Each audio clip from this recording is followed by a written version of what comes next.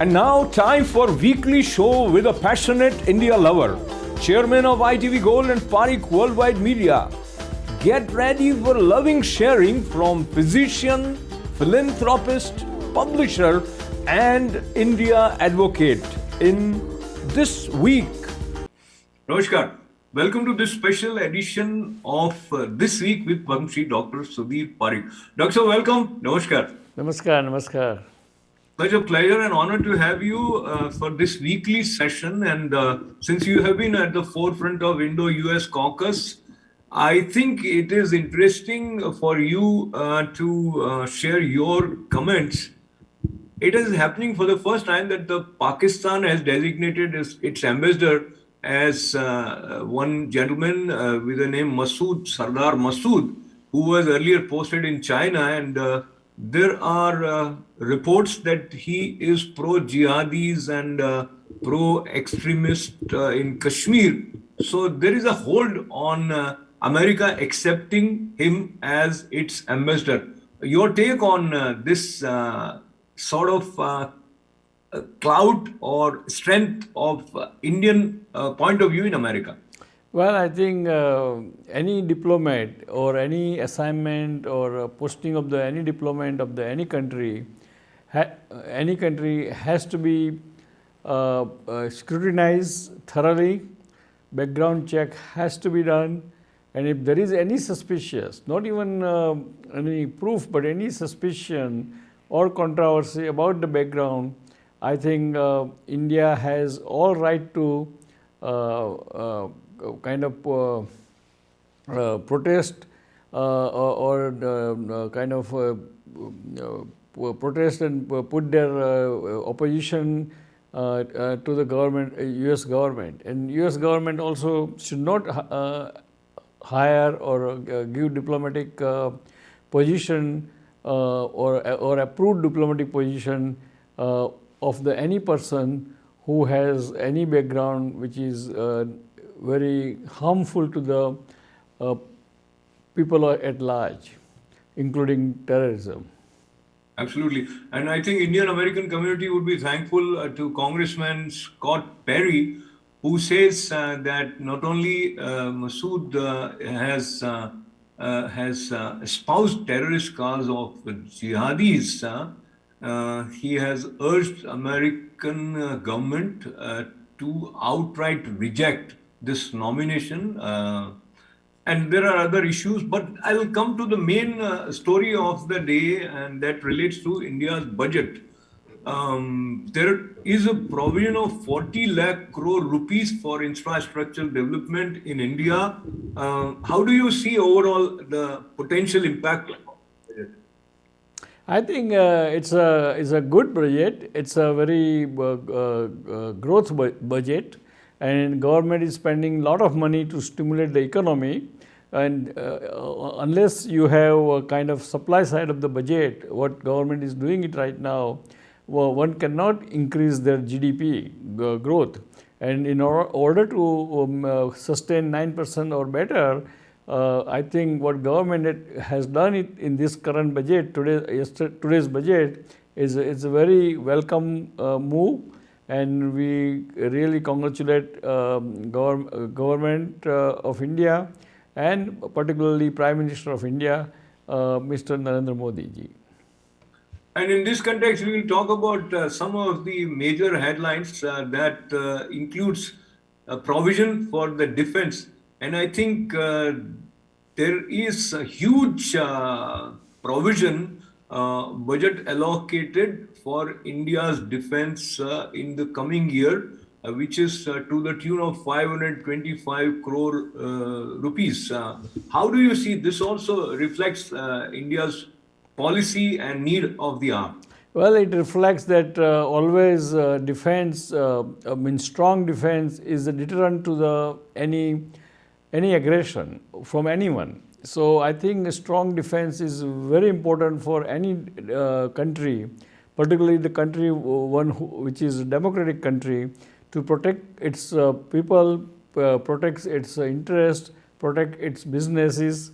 The strong defense is always welcome and is a must requirement for any government to successful government to protect themselves and their own people of the country.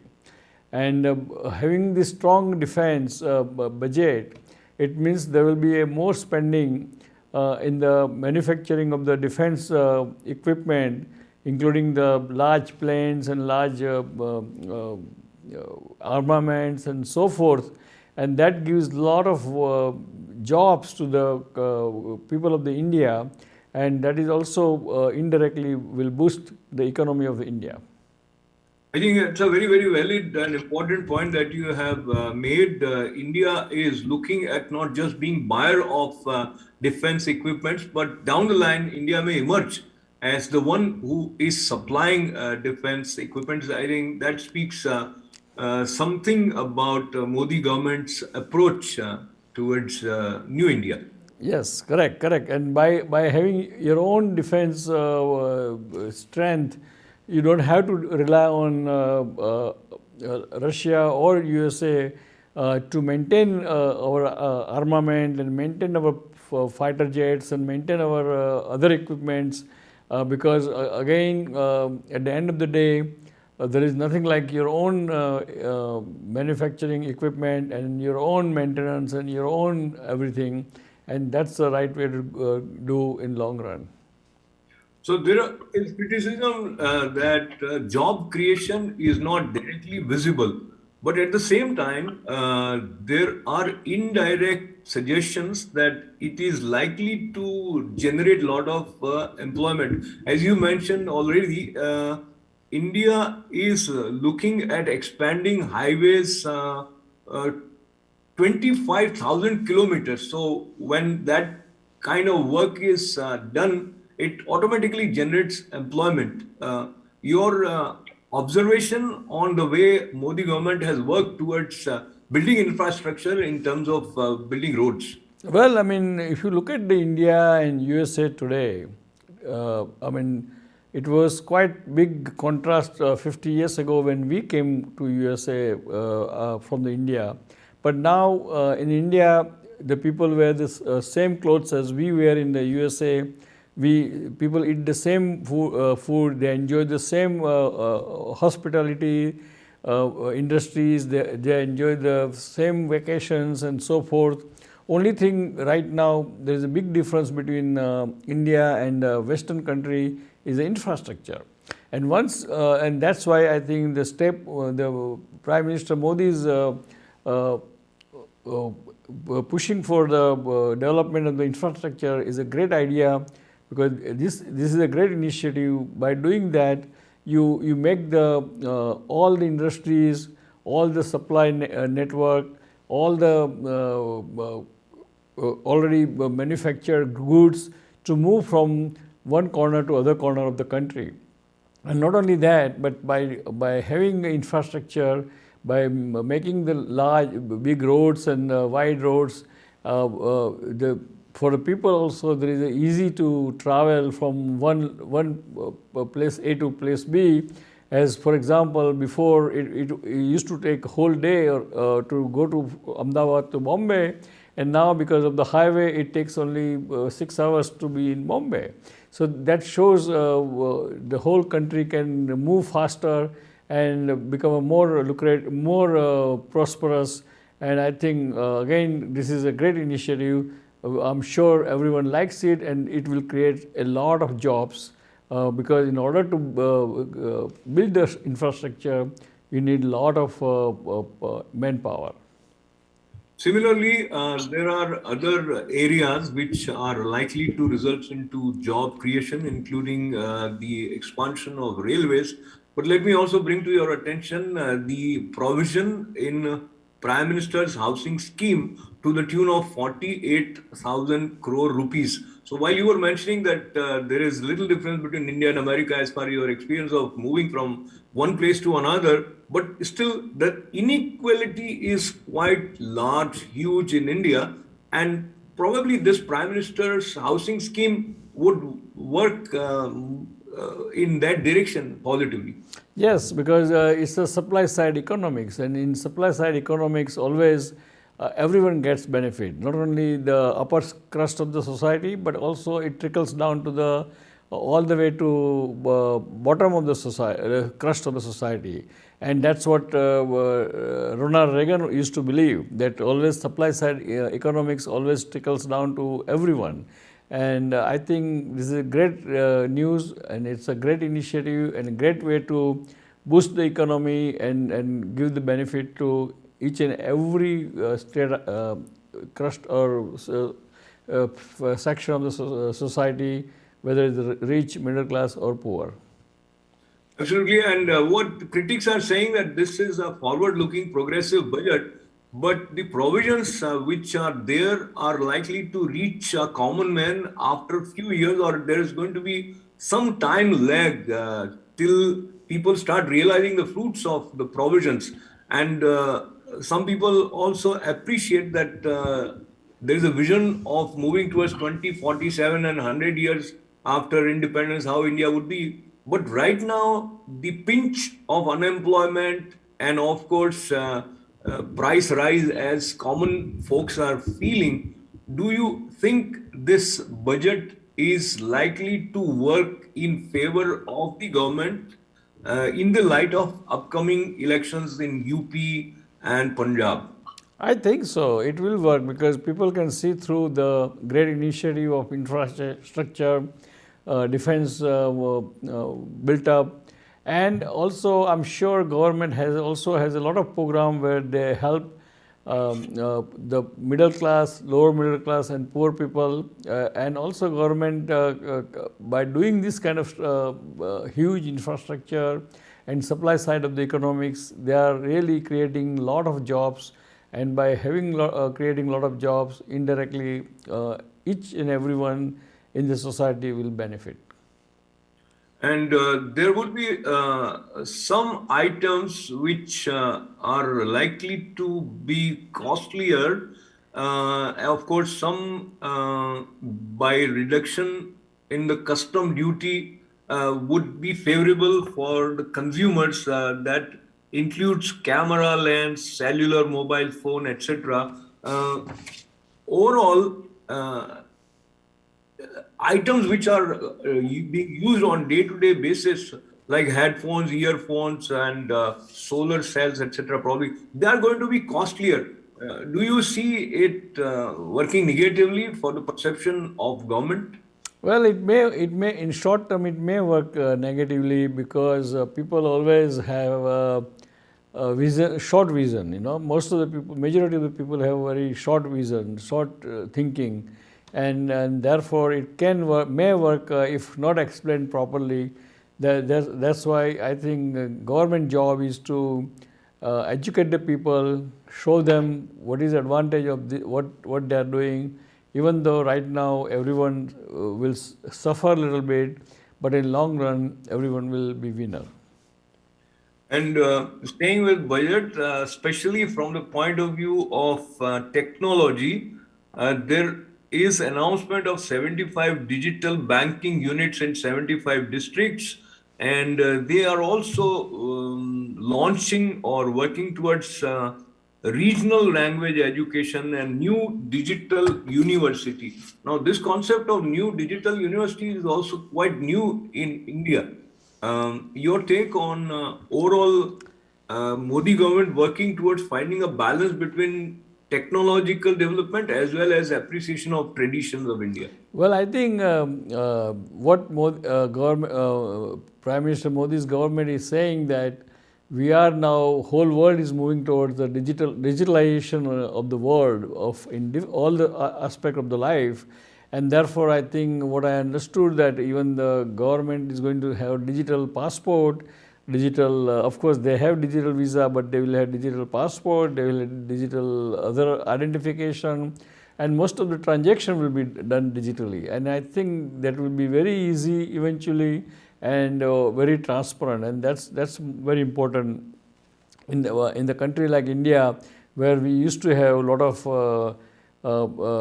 unaccountable money and a lot of black money and so forth.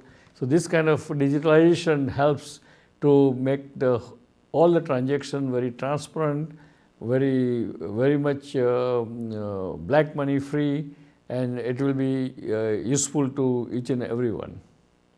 So now, moving towards the concluding part of our conversation, and we would also like to underline the fact that last 2 years have been challenging for the whole world economy. India also, in spite of that, the projection of for India's GDP coming to 9% is quite creditable, whereas America is likely to do at 7%. So on that front, and also, how do you see, are we out of this impact of COVID, or we still are going to linger on this space? Well, I mean, this comparison 7% and 9% is a not correct comparison, because 7% of what do you call Yes. $30 trillion economy, and 9% of $3 trillion economy. So in dollar amount, really it's a comparison. There's no comparison between USA and India,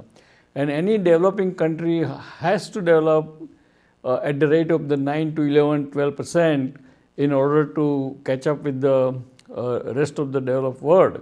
And that's why I think we should not be very happy saying that, oh, we are 9%, we are 2% more than USA or Germany. That's not the way to look at the economics. Economists doesn't look that way. And therefore, 9% is minimum development has to happen in GDP for all the developing country, including India and China. And therefore, then they can reach at a certain level. So in order to become a $5 trillion economy, we have to continue growing at least 11 to 12% every year. Very well said, Doctor. And one positive note I'll mention, and then I'll request you to share your parting words. And that positive note is positive response of market to the budget. So the reports are investors are richer by about 3 lakh crore rupees on the budget date. So market is looking at these budget provisions with a lot of hope. So on that note, your parting remarks for our viewers. Yeah, I mean, it's obviously because it's a supply side stimulus, and the budget is pumping a lot of money into the economy just to develop push the economy at a higher level, and therefore market always welcomes that, because market can see through. Because today's market is usually they see through the 6 months beyond today's day, and therefore they know that having pumped so much money into or so much stimulus into the different sector of the economy, obviously end result will be great, and that's why market is reacting the way it's reacting. And final words. Well, I mean, dear friends, really today it was a great day for India. We witnessed how the India came a long way and economically become more vibrant, and now it's almost third largest economy of the world, and it will galloping upward, and in no time may catch up to the China, and hopefully eventually to USA, hopefully during this century. So we all are proud of India. We all are proud of Government of India, of Prime Minister Narendra Modi, and let's celebrate, cheers up, and work and help Government of India to make our dream, to realize our dream sooner than later. So after saying that, please remember, pandemic is still around, so be careful, be smart, and stay healthy. God bless America, God bless India, God bless Indian American community. Goodbye, see you next week.